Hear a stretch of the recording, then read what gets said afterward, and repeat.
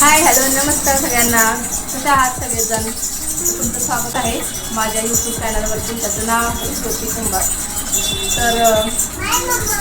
तर आत्ताच आम्ही खाली जाऊन आलो होतो, भाजीला गेलो होतो.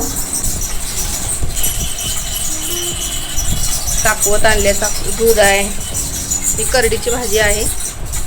पुन्हा कोणाला करडीची भाजी आवडते नक्की सांगा. इथे लसूण थोडासा आणलेला आहे. थोड्याच भाज्या घेतल्यात सगळ्या, पण छान मिळाल्यात. आता थंडीमुळे भाज्या पण खूप स्वस्त झालेल्या आहेत. तर इथं बघा मेथीची मस्त अशी भेंडी भेटल्या, खूप छान आहे भाजी. इथे पालक आहे आणि तो कोथिंबीर आहे. तर रोज आम्ही अशा थोड्या भाज्या घेऊन येतो. थोडंसं खाली फिरायचं पण होतं, भाज्या पण होतं. चिकू काय करते तू? केळ खाते? हां खावा. खाली फिरून भूक लागल्या सगळ्यांना. तर चला आता मी स्वयंपाक करणार आहे. तर आजचा दिवस काही जास्त शूट वगैरे घेतलेलं नाही आहे, आम्ही बाहेर गेलो होतो फिरायला. तर आता येऊन थोडंसं जेवण वगैरे मगाशी केलं होतं. आता खाली जाऊन भाज्या वगैरे घेऊन आले. तर आता पटकन स्वयंपाक करून घेणार आहे, पाणी वगैरे येणार आहे. त्याच्यानंतर पण परत जेवणाची भांडी वगैरे ते सगळी कामं असतातच. तर भेटते तुम्हाला थोड्या वेळाने.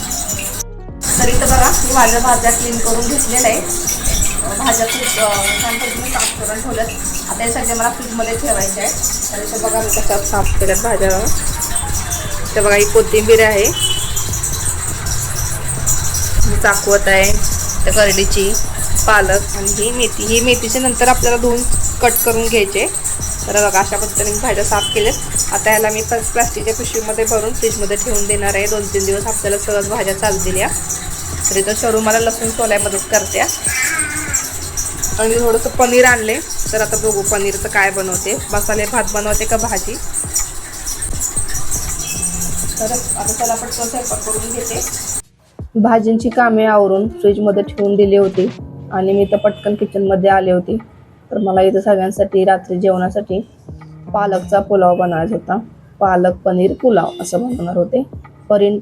पनीर काय मी फ्राय करून घेतलेलं नव्हतं, कारण पनीर फ्राय करताना ते कुकरला किंवा कढईला चिटकून राहतं. तर ते व्यवस्थित शेपमध्ये राहत नाही, म्हणून मी ते असंच टाकते. तर कसं ते फोडणी दिलं त्याच्यामध्ये मसाले सगळे उतरतात, त्याच्यामुळे त्याला चव येते. त्याच्यामुळे मी ते फ्राय करून घेत नाही. तर इथे मी पटकन कुकरमध्येच बनवायला घेतलं होता, कारण कुकरमध्ये 1-2 शिट्टीमध्येच होऊन जातो म्हणून. आणि किती 3-4 जणांसाठी हा कुकरमध्ये पुलाव होऊन जातो, म्हणूनच पटकन इथे कुकर गरम करायला ठेवला होता. आणि त्याच्यामध्ये तेल टाकलं, जिरे मोहरी टाकून घेतले होते. त्याच्यामध्ये मी कोणत्या प्रकारचे खडे मसाले नव्हते घातले. आपले जे सध्याचे जे गरम मसाले असतात तेच घातले होते. लाल तिखट, हळद आणि घरातला जो काळा मसाला तो घातला होता. आणि त्याचबरोबर चिकन बिर्याणी मसाला पण घातला होता आणि थोडा चिकन मसाला पण घातला होता. तर इथं माझं फोडणी करताना हिंग घालायचा राहून गेला होता. तर मी आत्ता ह्याच्यामध्ये मी तो हिंग घालून घेतला होता आणि त्याच्यामध्ये कांदा आणि टोमॅटो घालून मस्त असं परतून घेतलं होतं.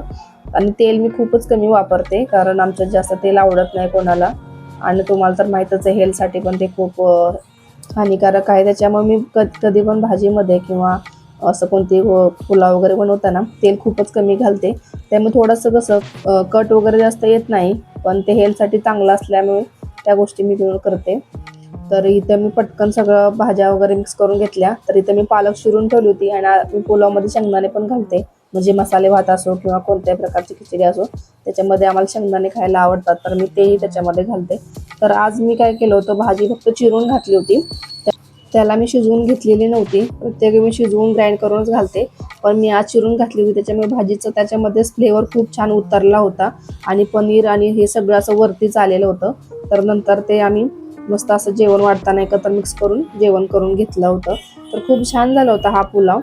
जेवण वगैरे मस्त असं झालं होतं. त्याच्यानंतर शरूच्या पप्पांनी गुलाबजाम आणले होते, तर तेच आमचं इथं खायत चाललं होतं. तर चिकू तर खूप एक्सायटेड होता ते गुलाबजाम पाहून.